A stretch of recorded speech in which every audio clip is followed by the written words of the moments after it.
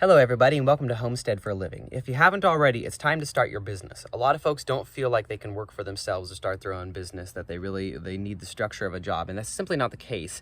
Everybody has what it takes to start a business. You might have to work on yourself and you might have to do a lot of development of your skills and your crafts, but absolutely anybody can run a business. For most of human history, that's really how trade was done. There weren't corporations and there weren't centralized management of most trade and most production.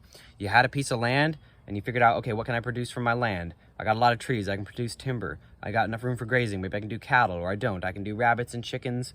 There's a lot of comfrey that grows here. I can grow hay, I can grow medicinal herbs. Whatever it is that your land produces, already you have a revenue stream. Around us, we have these sumacs, which are a great tree that provides all sorts of amazing things. You can make wine, you can see the berries up there at the top.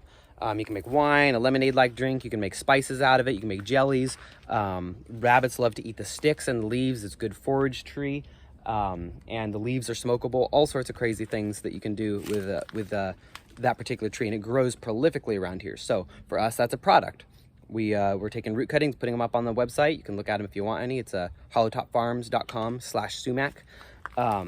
And so we look at the things that grow. Okay, also we have timber. I can definitely, at any time, I can cut timber and make firewood and sell that around the neighborhood. A lot of folks don't have wood fireplaces. They don't want to cut wood, so I can sell firewood. If I ever get a sawmill, I can sell finished materials. We're, of course, doing a market garden here. We've had a couple years of experimentation, and we know that that does really well.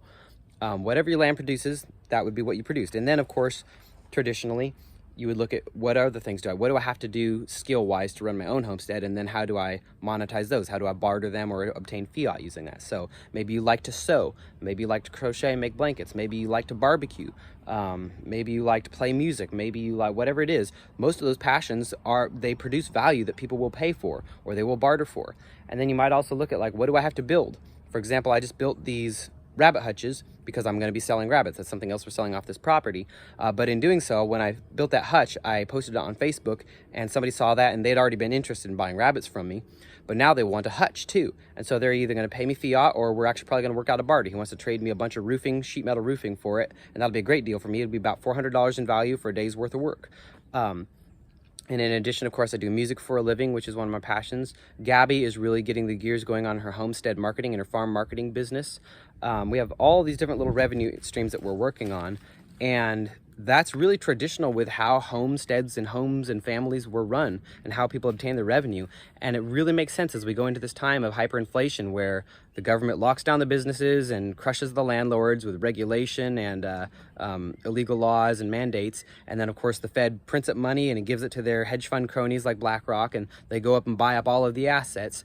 In a time like that, we are not going to keep up by working for the man. You're probably already looking around and noticing that your salary is not keeping up with hyperinflation, as fuel and materials and energy and lumber and everything like that, food, of course, just skyrockets. It's doubtful that you're seeing according raises. You might be getting a raise, but it's not going to be keeping up with hyperinflation. That's what hyperinflation is.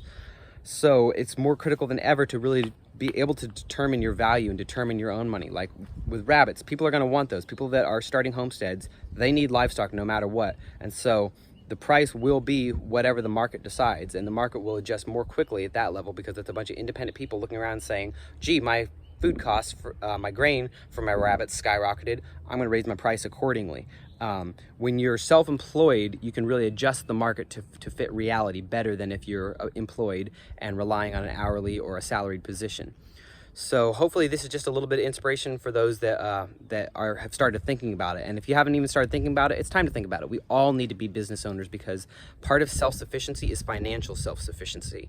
The system is designed to keep us poor and keep us oppressed. We need to be walking away from that, and we need to be walking towards independence in every regard. Financial, energy, food, water, all of our needs need to be met by ourselves.